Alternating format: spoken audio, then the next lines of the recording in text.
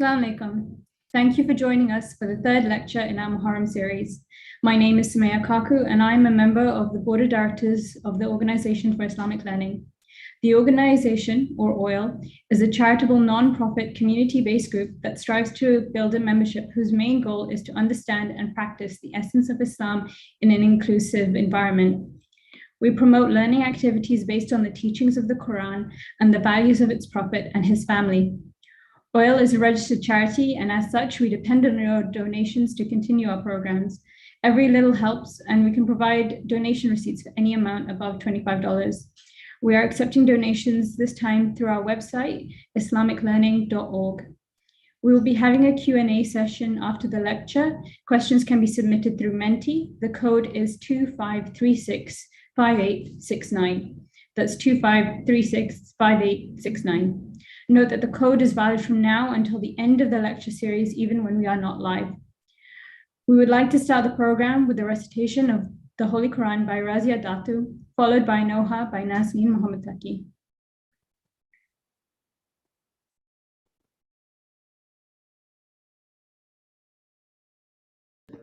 أعوذ بالله من الشيطان الرجيم بسم الله الرحمن الرحيم ونفس وما سواها فألهمها فجورها وتقواها قد أفلح من زكاها وقد خاب من دساها. And the soul in him who made it perfect, then he inspired it to understand what is right and wrong for it. One will indeed be successful who purifies it, and will indeed fail who corrupts it.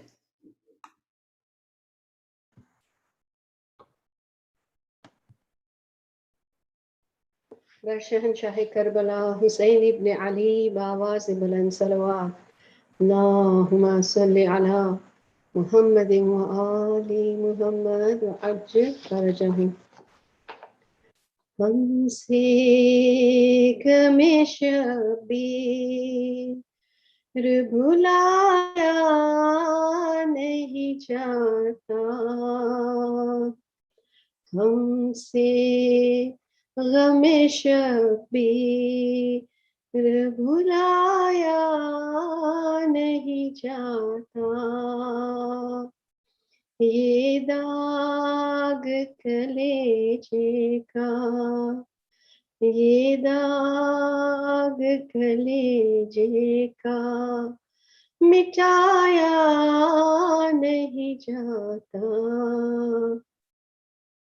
ہم سے غم شبیر بھلایا نہیں جاتا. کہتے ہیں علمدار کے دے موت خدایا، وہ پیاسی سکینہ کو دکھایا نہیں جاتا. ہم سے غم شبیر بھلایا نہیں جاتا. شیر بولے کمر ٹوٹی سما لو علی اکبر، عباس صدا دیتے ہیں کہ جایا نہیں جاتا. ہم سے غم شبیر بھلایا نہیں جاتا. اکبر تو چھپاتے شبیر نے دیکھے، ہاتھوں سے مگر زخم چھپایا نہیں جاتا. ہم سے غم شبیر بھلایا نہیں جاتا. قاسم کی نہ امید رکھو، مادر قاسم لاشیں کی یہ حالت ہے کہ لایا نہیں جاتا ہم سے غم شبیر بھلایا نہیں جاتا یا مولا علی وہ رسن بستہ ہے زینب بے بس ہے سکینہ کو چھڑایا نہیں جاتا ہم سے غم شبیر بھلایا نہیں جاتا ان بیویوں میں مادر اکبر ہے کہ جس کا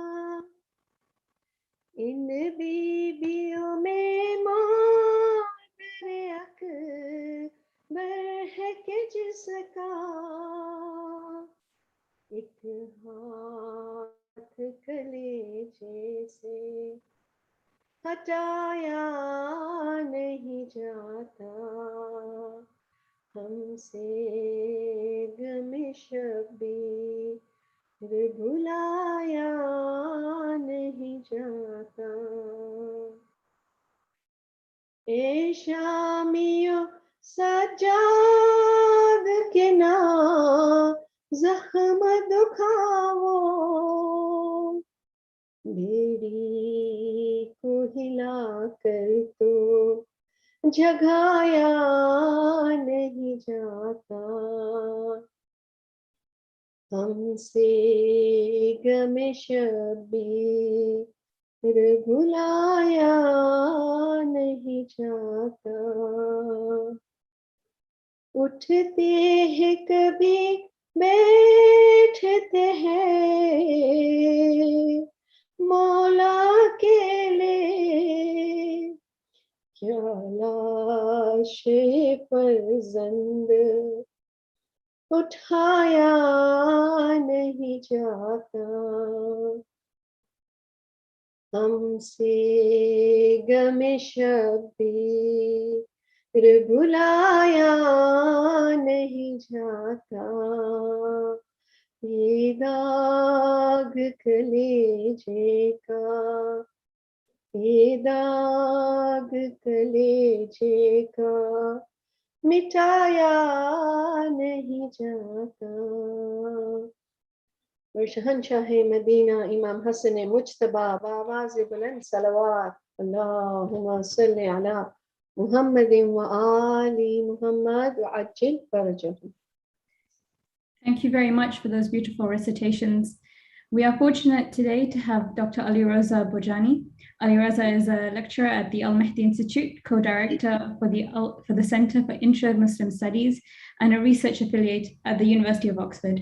A graduate of the Al-Mahdi Institute, his research, teaching, and writing focuses on intersections between Islamic legal theory, theology, and ethics. He has a PhD from Durham University, and he has held academic posts at the University of Nottingham, the University of Oxford, and the Markfield Institute of Higher Education. Can we please welcome him with a salawat?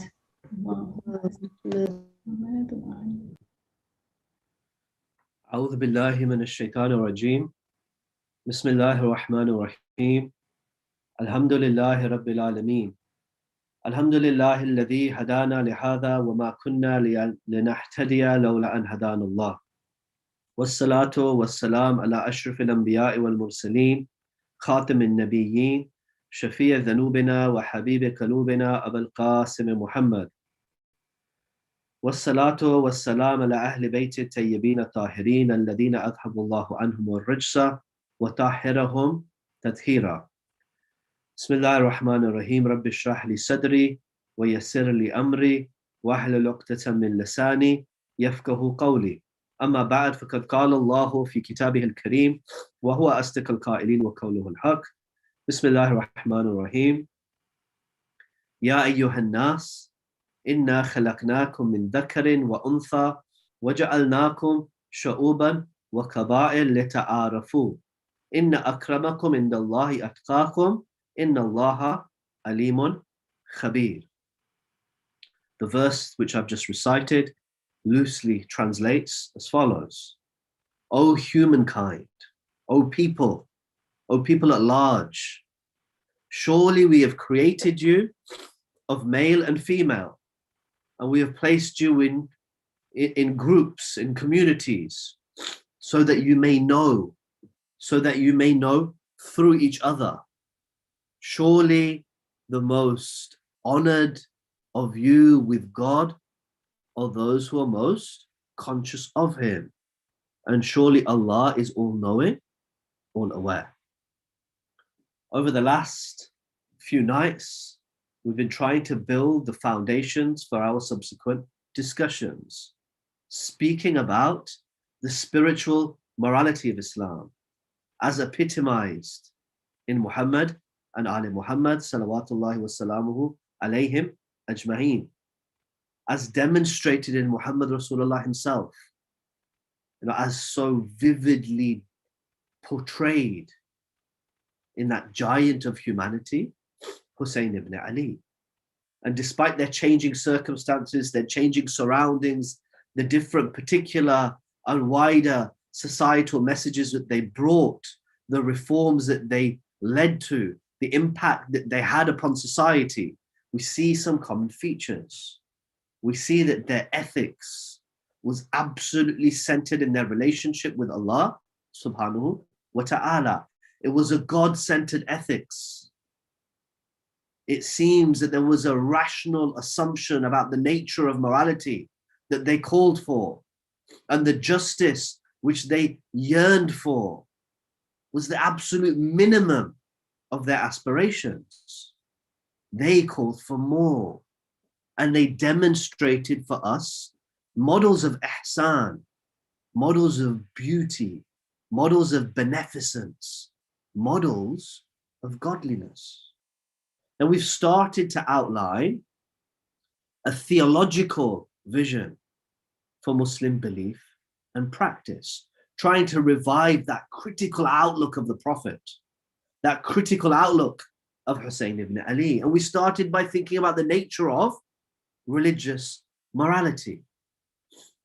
Yesterday, we moved to think about the purpose of this life itself.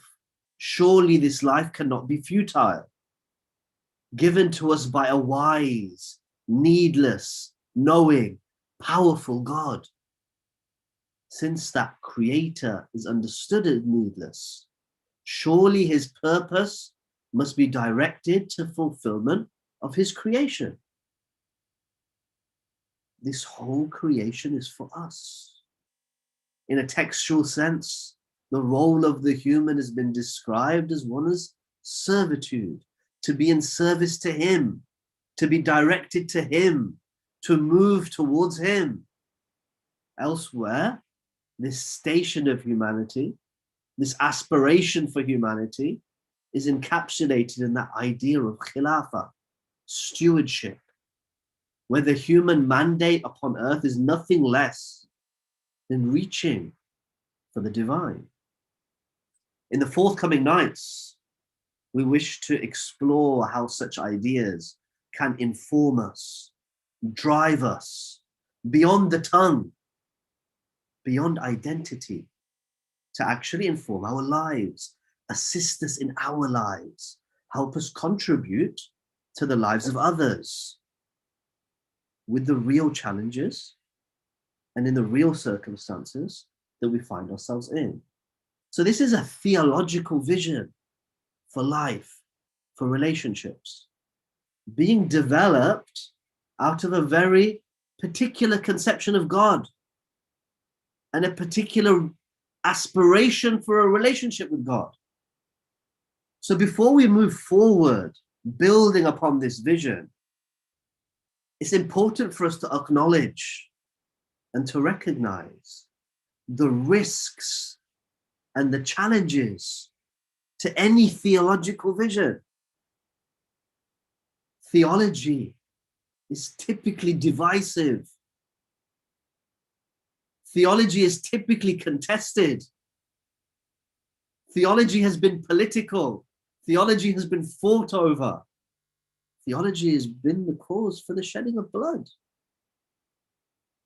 And when we think about the differences in theology, these boil down to the core of each of the concepts we've started to build, whether that's with relating to ideas about morality and human purpose, or whether it's related to those ideas about justice, which we recognize are a universal aspiration. But humans themselves are at deep odds with regards to what constitutes justice in any given instance. Everybody accepts justice is good, but there are bitter debates about what constitutes justice here, what constitutes justice then. Within a Muslim context, rahmah is undoubtedly this universally recognized quality of Allah subhanahu wa ta'ala. But we live in a world where conceptions of the ultimate differ, where conceptions of truth differ. In fact, theologies and ideologies, beliefs more generally, whether they be religious or whether they be political, continue to be divisive. You know, a source of real polarization, irrespective of whether that theology is baseless or whether it's justified.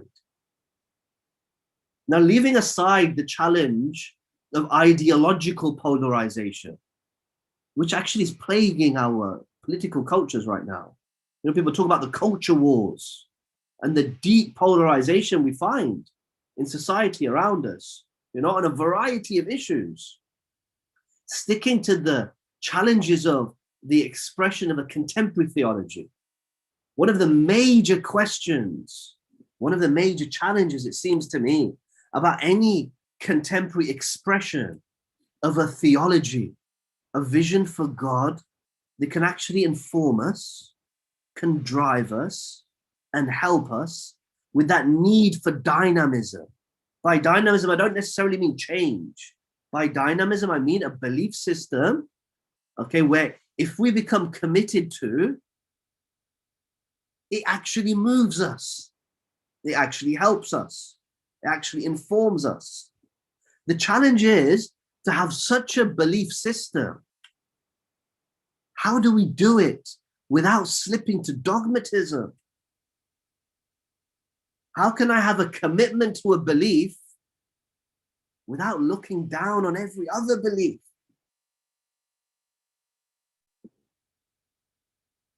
Look, the challenge of diversity at every level in society is something that we cannot deny. Whether it's in beliefs or whether it's in other aspects of this beautiful tapestry of human creation, humankind, the pen of God. You know, we see difference and diversity has always been, you know, a part of the fabric of human societies. And in the Quranic vision, diversity itself is described as being integral to the divine plan, part and parcel of the divine plan. Consistently, diversity of every kind is ascribed in the Quran to Allah himself. We started with a verse, Ya ayyuhan nas, O humankind, not O believers, O humankind. Surely we have created you of male, and we've created you of female. We have made you sha'uban wa qaba'il. We've made you in tribes and communities. Lita'arafu. Elsewhere, the Quran talks of language, culture, colors, women, and ascribes these differences directly to him. Women ayatihi.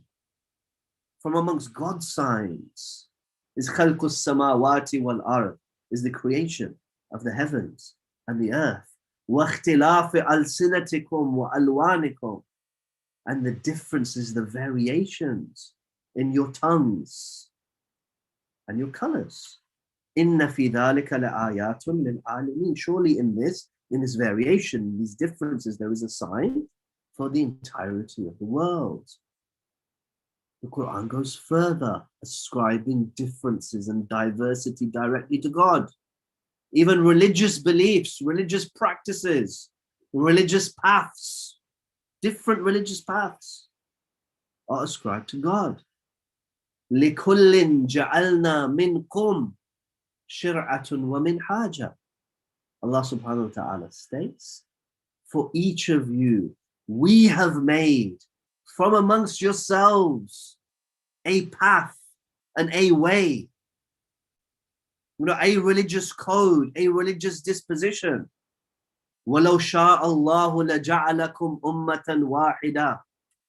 If God had willed, He could have made you a single community. Here we're talking in a religious context, in terms of religious practice. Allah subhanahu wa ta'ala said, had He willed, He could have made you a single community. وَلَكِنْ لِيَبْلُوَكُمْ فِي مَا آتَاكُمْ. But to test you and trial you with that which He has given to you. He didn't. فَاسْتَبِقُوا الْخَيْرَاتِ. So rush towards goodness. Look, the challenges of differences and diverse. This type of Quranic discourse tells us something.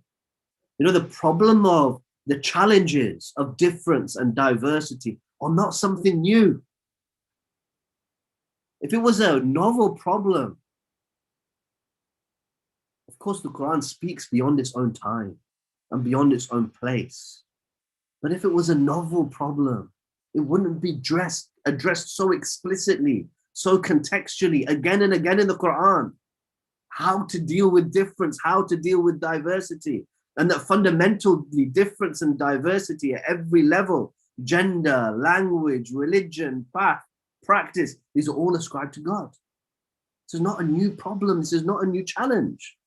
Of course, with the way the world is today, arguably, at least we feel that our level of engagement with difference, our level of engagement with diversity has arguably changed. And accordingly, when it comes to the question of beliefs, religious theologies, ideals, we're used to hearing and thinking about, as a result of our contemporary situation, various ways of reconciling different approaches to Islam, of reconciling different approaches to faith itself, to understandings of truth.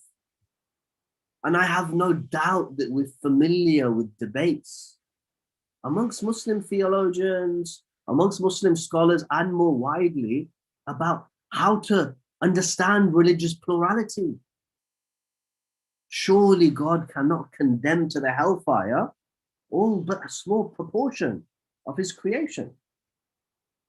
Now, those theories of religious plurality are not my concern today. My question is a subtly different one. What's the upshot of such thinking? Look, we live in a context where there is diversity of belief. In different ways, we reconcile with that diversity. We see there are different ways to God. We see there are different ways to godliness. What's the upshot of that thinking? What's the impact of that upon my religiosity? How is that experience and engagement with diversity impacting my relationship with my Creator? Is this awareness about religious diversity and different approaches to belief, is it somehow chipping away at the value of truth? Because look, this is one of the major challenges for those different theories of religious plurality. How can you accommodate diversity of belief, but not descend into an excuse for anything goes? If there are many ways to God, why should I stick to a particular way? This is a serious question. Look, instead of softening my relationship with Islam and my relationship with beliefs, because remember, we want a belief which is dynamic, which drives us, which informs us, which helps us in our personal lives, in our societal life. So I need an understanding of diversity. I need an understanding of diversity which allows me to maintain the value of particular truth. How can my account for diversity actually help push me towards that model epitomized in Hussain ibn Ali or Muhammad Rasulullah? For theirs was a vision built on an absolute commitment to God and a beautiful model for the betterment of God's creation. So with this purpose, I want to share with you a model which I've discussed elsewhere before. At least some of the key theories of a model of understanding diversity in belief, developed by an 18th century Shia scholar, Mirza Qummi. And now he was talking about differences in usul ad-din. Yesterday, in a question we were asked, and we discussed, about the particular usul ad-din subscribed to by, 12 Shias, typically described as 5. Sometimes people talk about the universal usul ad-din as being 3: acceptance of God, acceptance of a prophet, or acceptance of Muhammad Rasulullah as the prophet, the final prophet, and that there is a resurrection, a life to come, there is accountability in what is to come. This is what we're talking about. We're talking about usul ad-din, fundamental doctrines of belief. Now, Mirza Qummi gives us a theory for understanding diversity in belief in fundamental doctrines, where he emphasizes the justice of God and links this with a deep personal responsibility towards the pursuit of truth and one's relationship with God in a manner which can account for diverse understandings without slipping into relativism. Okay? And allows us to see our engagement with diversity and difference as being an opportunity and a means towards truth, developing a much needed ethic of respect and an embrace for difference. Now, the theory which I'm going to outline as we go through, of course, has clearly influenced scholars after him. We saw it very, very prominently in the thought and the ideas of the recently deceased Ayatollah Yusuf Sana'i. But also we see this 19th century, 18th century thinker influencing much more, and many scholars were perceived as being much more mainstream, giants of the modern Shia tradition, like Murtaza Ansari, Allama Tabatabai, Ayatollah Khomeini, and Shahid Mutahari. Now, this is a theory which is built out of classical resources, but it is contrasted with an earlier dominant position, which we find amongst both Shias and Sunnis. And what is that position? So the dominant pre-modern position, which went across, a system for thinking about both beliefs and practice, was that when it comes to usul ad-din, when it comes to a human being's, fundamental doctrines, the dominant position was that every individual needs to come to a justified understanding of belief independently on their own. Using the technical jargon, they need to come to understand their usul ad-din bid-dalil, la bit-taqleed. Okay, so each of us needs to come to our belief through justification, not through blind following.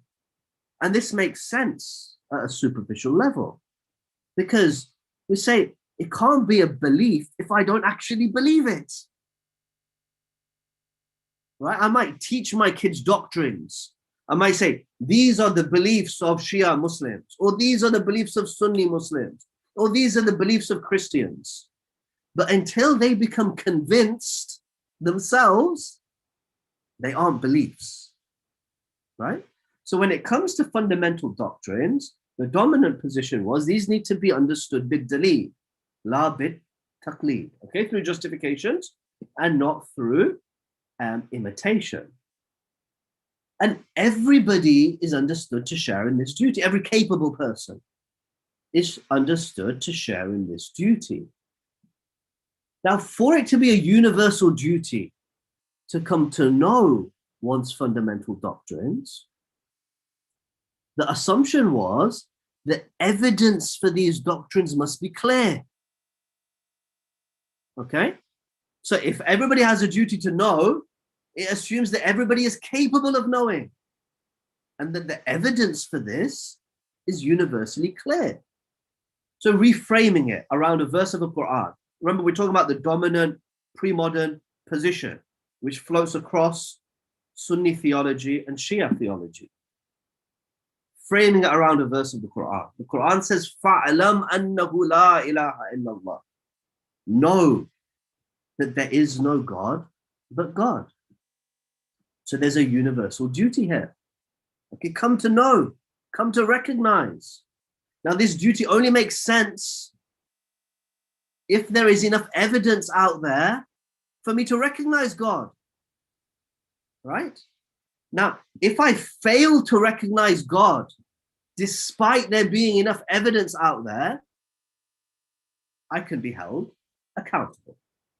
Right?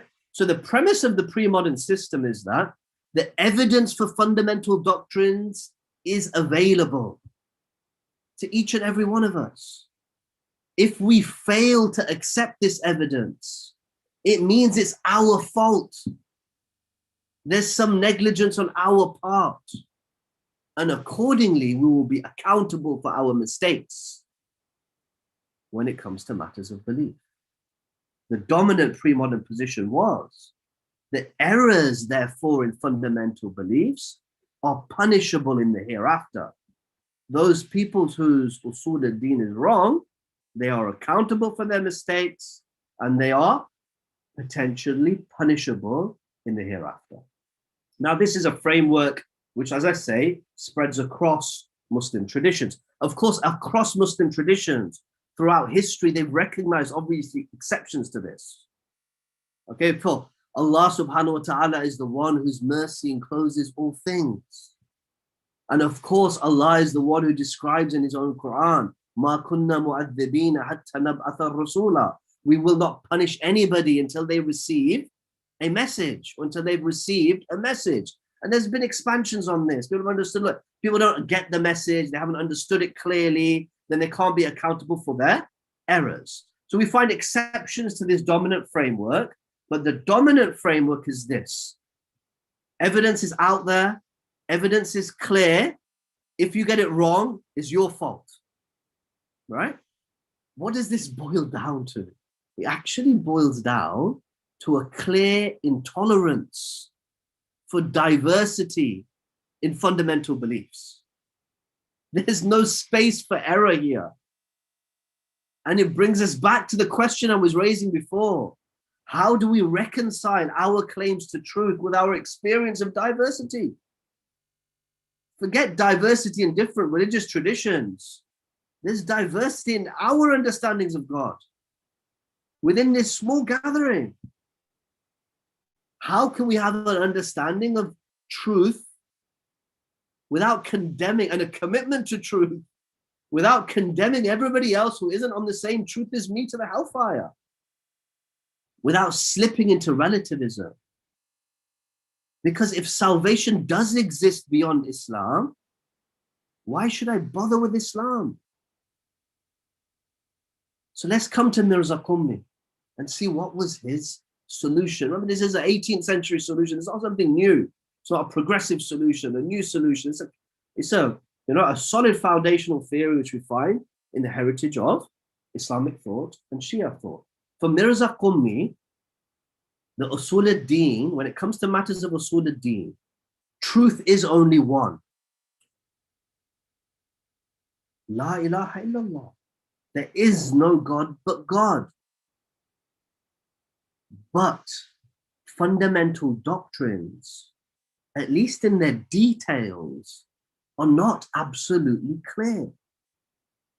They can require struggle and deliberation.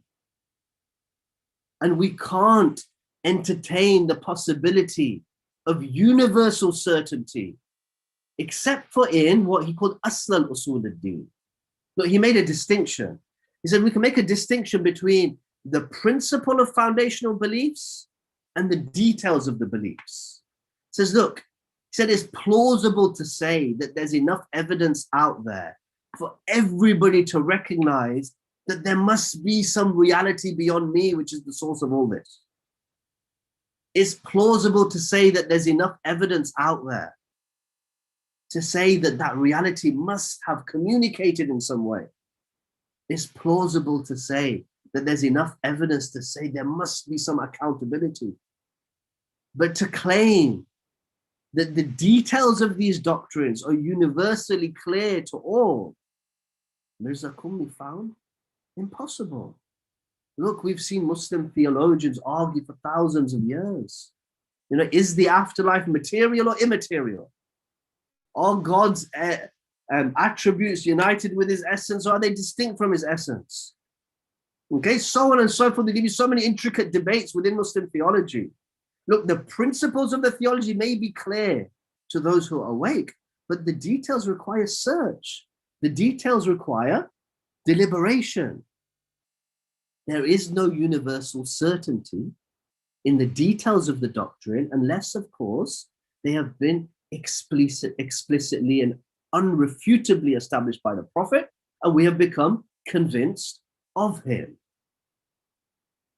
If the details of the doctrines are absolutely clear for everyone, then surely a just God can't punish sincere mistakes. As the Quran says, Ma rabbuka bithallamin lil abid. Surely Allah subhanahu wa ta'ala is not oppressive to his servants. Furthermore, holding incorrect doctrines is only a source of punishment in the afterlife if they come about as a result of stubbornness before the truth, obstinacy before the truth. And this allowed him to develop a very important distinction. You know, moving away from this theoretical discussion that I'm having. So look, when we look at the historical regulations of Islam, to be a kafir, okay, was somebody who didn't accept the formal regulations of Islam, those basic doctrines of Islam. They were not afforded the worldly rights of a Muslim. But Mirza Qummi makes it very clear. He says this is just kufr in a worldly sense. In the realist sense, when it comes to how we will be treated in the hereafter, kufr is about obstinacy, about stubbornness, about willful negligence towards the truth. Those who are insincere, those who are stubborn in their pursuit of truth, or who reject it as it is disclosed to them, these are the kafirs. Look, a sincere subscriber to incorrect belief is not a kafir. And this resonates with the linguistic understanding of the term. You know, a kafir in Arabic, literally, was used to describe farmers. Because a farmer used to cover up the seeds, okay, which he'd plowed in the earth. He'd plow his field, sow the seeds, and cover the seeds up. Hence, he was a kafir. You know, the real kafir is one who covers truth, who acts against truth despite seeing it, despite possessing it. And ultimately, we see this so vividly in the Quranic discourse, because the kafir par excellence in the Quran is none other than one who worshipped Allah subhanahu wa ta'ala for more years than we can imagine. Iblis, Shaitan. He was one who witnessed God, who experienced a proximity to God, yet still denied obedience and submission to that God. It was denying the truth, not acting in accordance to the truth, which was the core of the kufr of Shaitan. One who sincerely fulfills their personal responsibilities.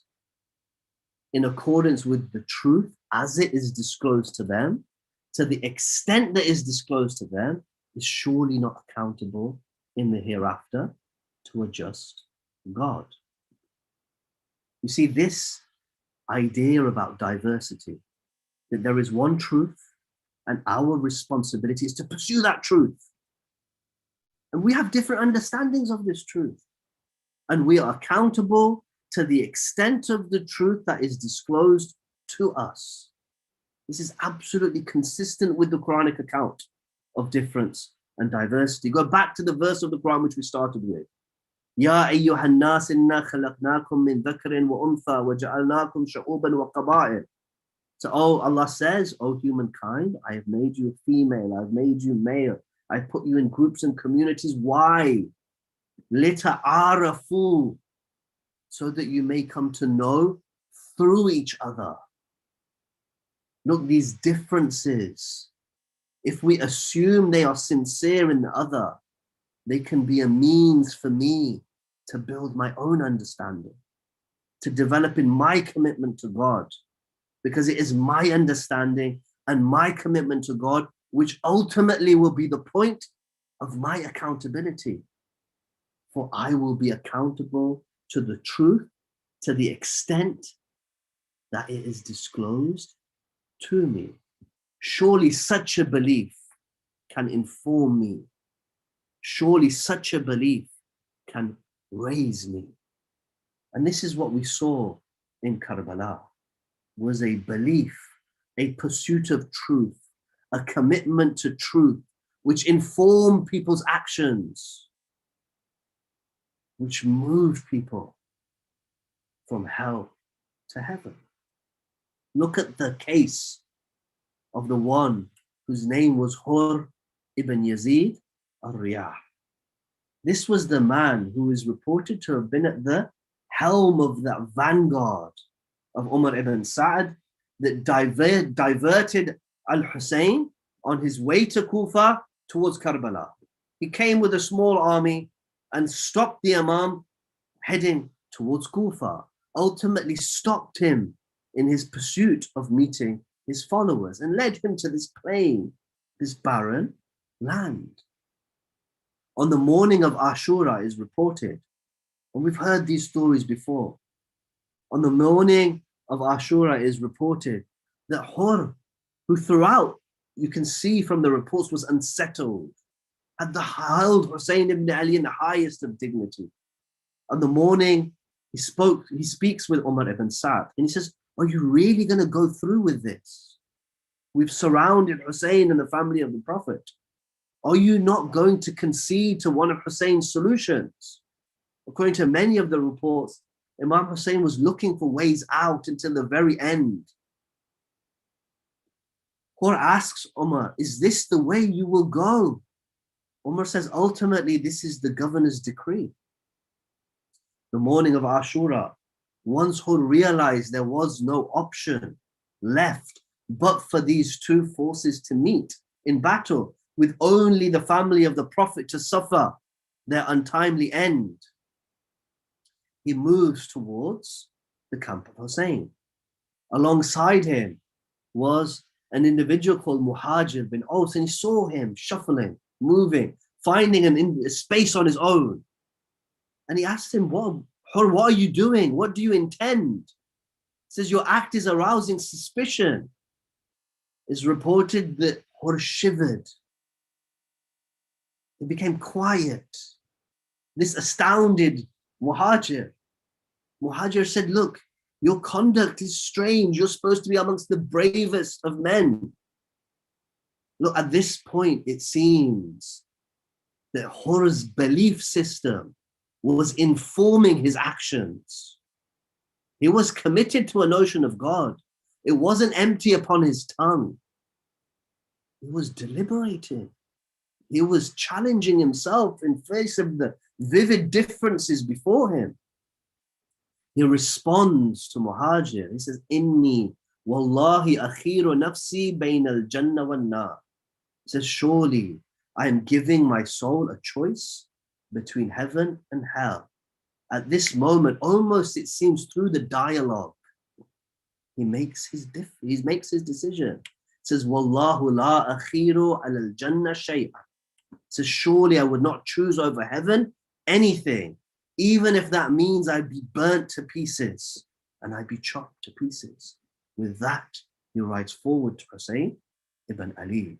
It is reported that when he seeks apology before Imam al-Hussein for being the one that led Hussein and his family to that place, Imam Hussein asks him, what is your name? He says, my name is Hur. Hussein ibn Ali with such magnanimity, with such graciousness, he says, yes, truly you are free as your mother has named you.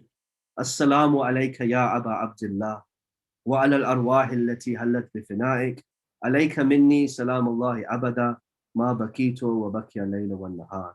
Assalamu ala al-Hussein wa ala Ali ibn al-Hussein wa ala awlad al-Hussein wa ala ashab al-Hussein. Alhamdulillahi Rabbil Alameen. Sallallahu ala Sayyidina Muhammad wa ahli bayt at-tayyibin at-tahirin. We pray to Allah subhanahu wa ta'ala that he may allow us to grow in our pursuit of truth, submit to the truth, act in accordance with the truth as it is disclosed to us, embrace the diversity around us as a means of betterment for each other and a movement towards him. I hope that I can have an opportunity to respond to any questions or concerns or ambiguities which I may have raised within this short discussion. Thank you. Thank you very much for the talk. We will now continue with Q&A. Again, if you have any questions, then please go to menti.com and the code is 25365869. The code is available to submit questions on for the next few nights, even outside the live lecture. You will be able to listen to all previous lectures on the YouTube channel, and please consider subscribing to be notified of all lectures and programs that we have. So the first question we have is, whilst there should be an appreciation of diversity, there is also the obligation on da'wah. Where does that line start and end? So typically an excellent question. So I think the engagement, I think the ethics of lita'arafu, yeah, for me, this is a very, very important model for the ethics of engagement with difference. So the ethics of lita'arafu, it not only gives us a appreciation of the purpose in diversity, but the potential in diversity and an ethics for engagement with diversity, right? So I think in our engagement with others, there's a prerequisite for humility.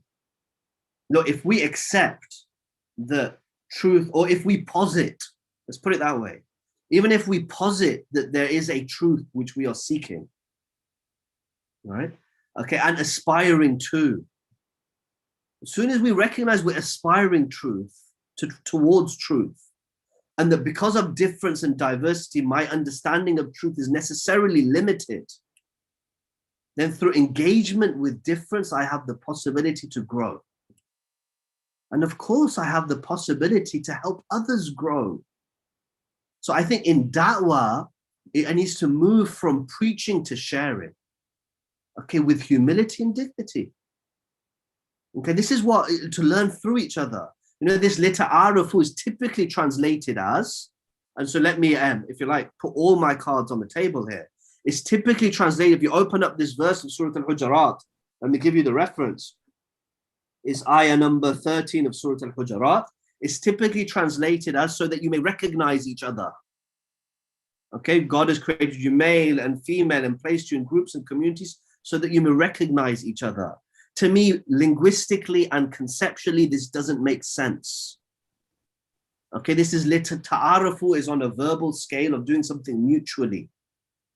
All right, we recognize each other within our communities. Okay, within genders, we recognize each other. So the purpose between these differences and this diversity has to be more than simply mutual recognition. No, it's lita'arafu, so we may gain in ma'rifah through each other. So I think we need to develop a new ethics of da'wah, or revive an ethics of da'wah which is built on humility. Look, Allah subhanahu wa ta'ala push towards knowledge, and the prophetic push towards knowledge was coupled with humility. says, always remember, فَوْقَ كُلِّ ذِي عِلْمٍ عَلِيمٍ. Above every possessor of knowledge is the most knowing. So in our sharing with others, yes, we have a responsibility to share if we're committed to this truth. Okay, because we want to broaden appreciation of truth. But we must always remember there is scope for us to grow. Otherwise, why would the Prophet of God have said, Rabbi zidni ilma? Oh Allah, increase for me my knowledge. If the Prophet had way to go, surely we do too. In our da'wah, and I believe through our da'wah. Thank you. As always, an excellent answer. This question came in yesterday towards the end of the lecture when we ran out of time. Is the only valuable work that which is strictly good or godly? What about work that is simply useful or necessary for the functioning of society? Excellent. So when we talk about something being morally good, there are various reasons for making such moral judgments. And sometimes we would consider, the uqala or rational beings designate something as morally good because it's a means of perfection, okay? Yeah, it's a means of completion, yeah, or because of its social utility. All right, so I think utility is a very important element, okay? It's a non-moral, morally relevant fact, okay? So the utility is not to be identified exclusively with morality because that leads to other problems. But utility, in particular societal utility, is a pivotal element in the groundings for moral judgments. And we see that all the time. We see humans all the time reckon this is good for society because it's good for society. Okay, to such an extent, the societal elements of justice are so important that somebody like Ibn Sina said, the societal notion of justice we wouldn't have understood. We wouldn't be able to say justice is good and if we were raised in an island on our own. Okay, actually the goodness of justice, okay, is something integral to society and integral to notions of utility. But we have to just be careful not to reduce morality to utility. Great. The next two questions are sort of related, so I'll group them together. If religion is supposed to be inclusive, why is it divisive? And how do we reconcile people of all faiths for the peace of humanity in spite of our differences? Yes. Okay. Again, a wonderful, wonderful question. And I think that's at the core of, that's a core challenge. It has been a core challenge for religious peoples and for peoples more generally, and something that I'm going to hopefully speak about over the next couple of nights. It is within the ayah, one of the ayat which I read today, I will read the full ayah, which I didn't read, okay, which I think speaks to this. Like I said, these are not new questions, okay? These are questions which were of the concern of, it seems, Muslims around the Prophet. So Allah subhanahu wa ta'ala says in the Quran, لِكُلٍّ جَعَلْنَا مِنْكُمْ شَرْعَةً وَمِنْهَاجًا. I quoted this in my lecture. For each of you, we have placed a way, if you like, a sharia and a path from amongst yourselves. وَلَوْ شَاءَ اللَّهُ لَجَعَلَكُمْ أُمَّةً وَاحِدًا. If Allah had will, He would have made you a single community. But He wished to test you through that which He has given you. I didn't finish the verse. I stopped there, and it's my shortcoming. The verse then says, فَاسْتَبِقُوا الْخَيْرَاتِ. Rush towards goodness. Look, these traditions, this difference, this diversity is supposed to be a means. Okay, so if we've reduced religious difference and diversity to conflict, we've taken that difference and diversity away from that which it was intended for. Okay, difference and diversity, just as we said in terms of understanding, is supposed to be a means to understanding God. Elsewhere, the Quran says these differences are supposed to be a means to encourage you to do good. Right? So our differences are supposed to impel us, okay, towards the common good, using discourse, which I think is very appropriate, which we see our Christian friends and brothers have developed, okay? Religious difference and diversity should be a means for us to help us achieve common goals. This is exactly what the Quran says. Okay, فَاسْتَبِقُوا الْخَيْرَاتِ. Okay, if He could have made you one, He made you different. now rush towards goodness.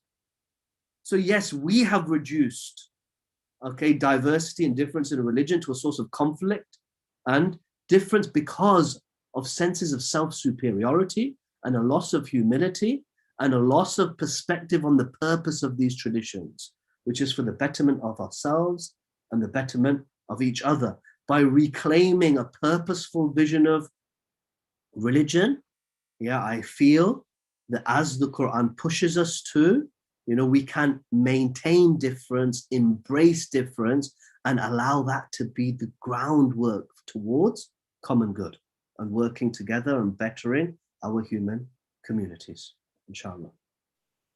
Inshallah. You say diversity and differences create tests and trials for us, but why would God want to test us in this way when these differences and divisions can cause so much pain as we see every day? Yeah, so I think difference and diversity really is a part and parcel of the fabric of creation. It's part and parcel of everything that we experience in this world. Okay, and really is a huge opportunity, a beautiful opportunity. Without it, of course, we could say it would be a boring world. Okay, yeah, there would be no opportunity for growth. There would be no opportunity to share. Okay, there would be no opportunity to recognize my own limits. If there wasn't a difference, even if we look at a different aspect of the verse which I've mentioned, Ya ayyuhan nas inna khalaqnakum min dhakarin wa untha. Think about gender differences. Okay, look, being created as a male, there is a limit to me. I have a particular physiology. I have a particular mindset. Yes, we know that these differences are on a scale. All right. And there's a gradual change physiologically and psychologically when we look at society at large. But if we look at the broad differences, there's a distinction here between male and female. So I am limited only through my engagement with another gender. Can I appreciate something from beyond my limits? So differences, if I embrace difference, if I approach difference with humility, it can allow me to grow beyond my own limits.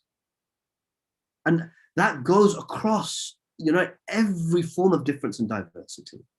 Yes, with that opportunity is a huge challenge. Yeah, and we're reducing difference and diversity because of, again, our ethical corruption, our tendencies, for self-superiority and of self-focus and ego. But this is the challenge of this world, and this is the story of this world. And of course, that which Allah subhanahu wa ta'ala gives us, the tests and the trials and the difficulties, again, are part and parcel of the makeup of this world. It's something that we can't take out of this world. All right. At least this is the theological vision which we get as soon as we open the Quran. We can't deny it, nor can we deny it from our lives out there. Life is difficult. Sometimes life is, so difficult, it's unimaginable. Okay, these teachings are supposed to help us navigate that, right? They don't whitewash those difficulties. They want to help us try to embrace those difficulties. Okay, and recognize there is an opportunity in them, as bitter and as difficult as those opportunities are in pursuit of that growth. Now, again, you're gonna, Sumayya's smiling at me each time I say this response. I do hope to have a lecture dedicated to, the challenges of suffering, if you like, the problem of evil, which we can take on some of these questions a little bit more directly, inshallah. Inshallah. I think we'll end there. If your question has not been answered, it may be brought forward to a different lecture, so don't worry about that. Thank you again for that insightful talk. We look forward to continuing tomorrow, and maybe we will get some more answers. As usual, we would like to now end with a Surah Fatiha for those who are no longer with us. Al-Fatiha.